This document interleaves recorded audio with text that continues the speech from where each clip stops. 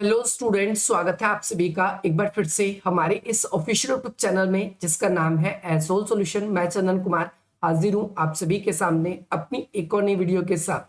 तो गाइस, आज की इस नई वीडियो में हम बात करेंगे उन सभी स्टूडेंट्स के लिए जो MPS master of political science के स्टूडेंट्स हैं। उन सभी के पास में एमपीएस 003 का सब्जेक्ट है और उनका सभी का एग्जाम जो है 24 अगस्त को होने वाला है। तो आज की नई वीडियो आप सभी के लिए इंपॉर्टेंट है और ये क्वेश्चन जो हम डिस्कस कर रहे हैं ये आपके एग्जाम में आपको देखने को जरूर मिलेगा। क्वेश्चन सिंपली बनेगा, जाति और वर्ग शासन तंत्र को किस प्रकार से प्रभावित करती है, या जाति या वर्ग जो है चुनावों को किस प्रकार से प्रभावित करती है। क्वेश्चन इस दो तरीके से आपके एग्जाम में बनेगा। सबसे पहली बात तो आप सभी को ध्यान रखना है कि हम पार्ट 1 के अंदर डिटेल से सिर्फ यही डिस्कस करने वाले हैं कि जाति यानी कास्ट है क्या, और दूसरी चीज हम इसमें डिटेल से ये डिस्कस करेंगे कि विभिन्न वर्ग क्या हैं। और अगली वीडियो में हम जानेंगे कि ये शासन और किस प्रकार से ये जो राजनीतिक व्यवस्था है उसको प्रभावित करती है। तो सबसे फर्स्ट आप सभी को ध्यान रखना है, चाहे जाति की बात करें या वर्ग की बात करें, ये समाज के अंदर क्या लेकर आती है। तो आपको ध्यान रखना है, समाज के अंदर ये असमानता लेकर आती है।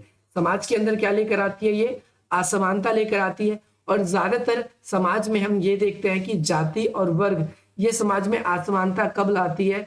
जब उस समाज में कुलीन तंत्र को अत्यधिक अधिकार प्राप्त होते हैं।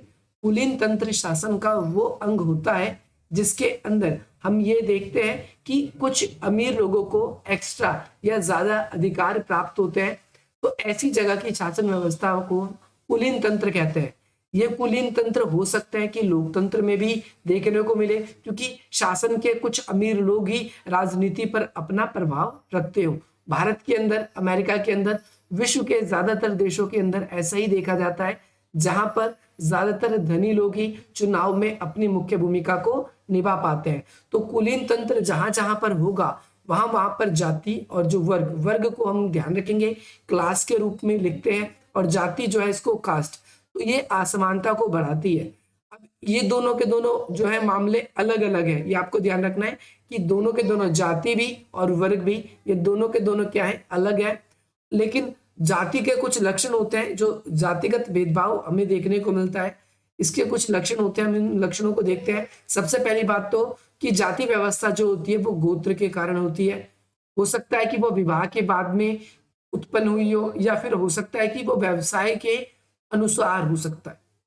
जैसे हम भारतीय समाज को देखते हैं कि भारतीय समाज में ज्यादातर उपजातियां या जो जातियां हैं, इनका जो उत्पत्ति है वो किस आधार पे हुई है? ये व्यवसाय के आधार पे हुई है।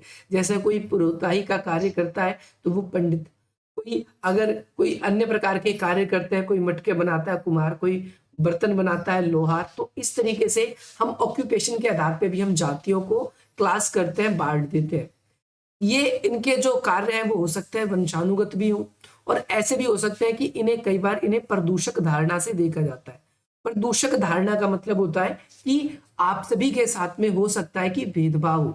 ये कई बार धार्मिक व्यवस्था के कारण भी कई बार उत्पन्न होते हैं कि जिस भी धर्म को आप फॉलो करते हैं उस धर्म के अंदर कुछ अलग अलग कैटेगरीज बन जाती है। ये हिंदू धर्म में भी देखने को मिलता है, मुस्लिम धर्म में भी देखने को मिलता है, सिख धर्म में भी देखने को मिलता है, अन्य धर्मों की भी हम बात कर सकते हैं।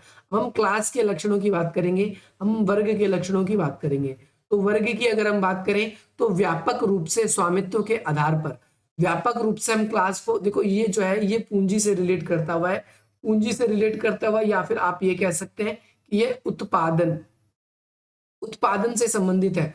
उत्पादन के आधार पर जो अधिक धनी होता है उसे उच्च वर्ग में रखा जाता है। उत्पादन के आधार पर, स्वामित्व के आधार पर, या फिर आर्थिक आधार पर जो कमजोर होते हैं उसे निम्न वर्ग की कैटेगरी में रखा जाता है। तो आपको ध्यान रखना है कि मुख्य रूप से जो ये क्लास है, जो वर्ग है, ये स्वामित्व के आधार पर ही इनका वर्गीकरण किया जाता है। ये आपको क्लियर होना चाहिए। स्वामित्व के आधार का मतलब ये है कि आपका मालिकाना हक क्या है, आप कितने धनी हो, आप समाज में कितना नियंत्रण रखते हो, ये इस हिसाब से हम वर्ग को बनाते हैं। और ये ज्यादातर आर्थिक संसाधनों पर ही निर्भर करता है। हो सकता है कि ये किसी जमींदार के समाज से हो सकता है कि ये व्यापारी वर्ग से हो, व्यापार से हो और सकता है कि ये किसी अन्य नियंत्रणकारी वर्ग से संबंधित हो। तो आप सभी को ध्यान रखना है कि भाई इन वर्गों से ही हमने इसको क्या किया है, अलग अलग उपवर्गों में विभाजित किया है, अलग अलग क्या किया है, उपवर्गों में विभाजित किया है। सो होपफुली आपको ये भी क्लियर हो गया होगा। लेकिन जाति व्यवस्था अगर हम देखें तो जाति व्यवस्था का कुछ अलग उदाहरण मिलता है। जाति व्यवस्था के उदाहरण में बात करें तो धार्मिक कारण हो सकते हैं, या फिर विभिन्न आपकी उत्पत्ति, आपके ऑक्यूपेशन, आपके कार्य क्या है। कार्य यहाँ पर आप व्यवसाय से संबंध भी कर सकते हो, लेकिन यहाँ पर जो क्लास है वो हमेशा स्वामित्व के आधार पर, आप आर्थिक रूप से अपना कितना नियंत्रण रखते हो ये इस आधार पर होता है। जातिगत व्यवस्था धार्मिक आधार पर, या फिर आपके व्यवसाय के आधार पर, या फिर आपके कार्य कुशलता के आधार पर हम इसको क्लास को डिवाइड करते हैं।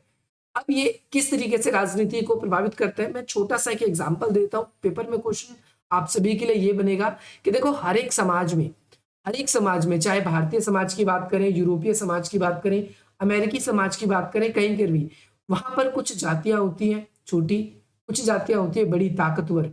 जो बड़ी जातियां होती है उनके द्वारा हमेशा ही छोटी जातियों का क्या किया जाता है, शोषण किया जाता है।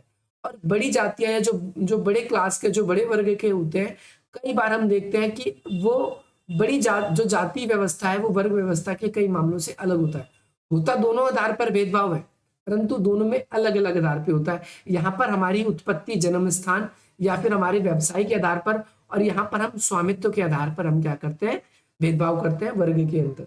इसके अंदर हमारी जो जीवन शैलियां हैं, हमारी जो अधिकार है, जो जनजातिगत कार्य है हमारे, इसके आधार पर हम इसको क्या करते हैं, विभाजित करते हैं। होपफुली आपको ये भी क्लियर होगा। जाति व्यवस्था और वर्ग व्यवस्था के बीच में अंतर कैसा है, छोटा सा अंतर है। उच्च और निम्न की भावना दोनों में रहती है। ये स्वामित्व के आधार पर चलेंगे, ध्यान रखना है, ये स्वामित्व के आधार पर चलेगा। और ये किस आधार पर चलेगा, तो ये जन्म के आधार पर भी हो सकता है, व्यवसाय के आधार पर भी हो सकता है। उच्च जाति जो है, कई बार हम देखते हैं कि भाई जो बड़ी बड़ी जातियां हैं वो संसाधनों के उच्च कंट्रोल अपने अधीन रखती है, और ग्रामीण क्षेत्रों में जो बड़ी जातियों के लोग होते हैं वही क्या करते हैं, समाज पर अपना पूरी तरीके से कंट्रोल, या फिर अपनी पूरी तरीके से अपना वर्चस्व बनाए रखने में सफल होते हैं। मैं आशा करता हूं आपको ये भी क्लियर होगा। इसके अलावा भूमिहीन कृषक होते हैं कुछ, जो कि खुद की जमीन जिनकी नहीं होती, जो दूसरे के यहाँ कार्य करते हैं।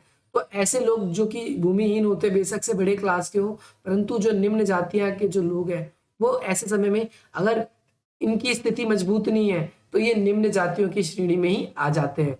कई बार इन्हें दलित से जोड़कर देखा जाता है, और ये वार्षिक जीवी पर आधारित होते हैं। ये जो वार्षिक जीवी का जो एक कॉन्सेप्ट है मैं आप सभी के लिए जल्दी क्लियर कराऊंगा, और जो पार्ट सेकंड है ये भी आप सभी को जल्दी मिल जाएगा। आप जब तक इसका इंट्रो कर लो, और इंट्रो करने के साथ साथ आपके एग्जाम में क्वेश्चन ये आएगा कि राजनीति को कैसे प्रभावित करते हैं। तो ध्यान रखना है, जहां पर भी लोकतंत्र